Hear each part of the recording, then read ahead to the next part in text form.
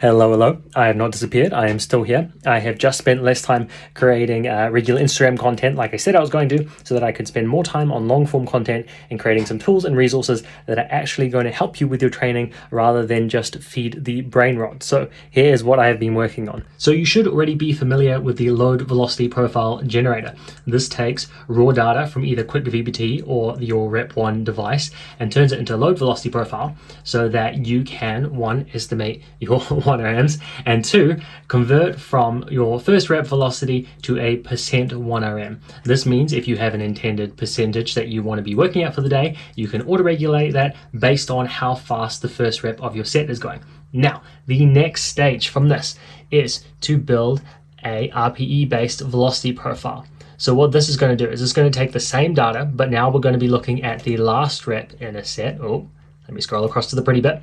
And then this is going to allow you to take any RPE. So say in your program you have an 8 RPE for the day and you're like, what velocity should that be for the last rep in the set based on how the sets are moving today? And then you can figure out what your velocity target should be based off that.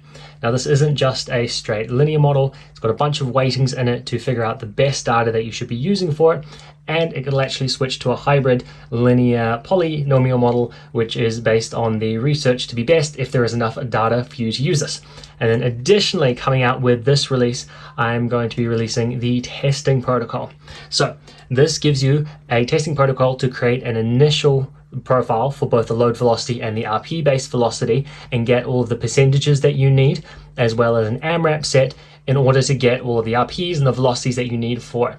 And then I've loaded this in with my standard warm-up generator, which you can download separately, where it, if you give it your estimated 1RM, it'll calculate out what all of the warm-up should be, and then it'll give you these nice little pretty plate displays as well for what it will look like on the plate. Now, why bother with this? Why bother having these profiles and being able to predict these things? And it's so that you can actually make sure that the set you're doing is training the property that you want it to be training. So say for your top sets, what you really care about is your percent 1RM, but you might also not want to get too close to failure. So what you can do is you can decide, right, I'm going to warm up until my first rep on a set hits the first rep velocity for the percentage 1RM that I want to work at for the day, say that's 85%. And then I'm going to make sure that I finish the set with the velocity, the last rep velocity that corresponds to what the last rep should be for the intended RPE. And that way you can auto-regulate the reps in between. So if you're having a really good day, maybe at 85%, you can get a few more reps out. And then maybe if you're a bit more fatigued that day, you can still work at 85% and you can still finish at, say, your 8 RPE, but maybe you just get a few less repetitions in there. Because volume is not the main thing that we want to care about for a top set normally. We care about what the percentage 1RM is and what the proximity to failure is. Equally, on your back downs, maybe the goal is to get in a bit more volume with the back downs.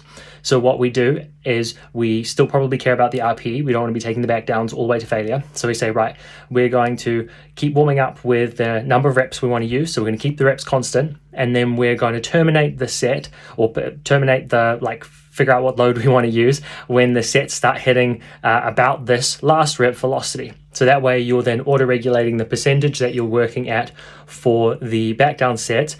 We're keeping the volume fixed and we're keeping the proximity to failure fixed and auto-regulated based on that day. And that way you can bias the percentage 1RM and make sure that you're hitting that for the top sets, but you can keep your volume and your proximity to failure in your back down sets. So these are going to be released soon. If you want to get notified when I finally finish making all of the walkthroughs and stuff for this, then either comment below or DM me something and I'll add you to the list.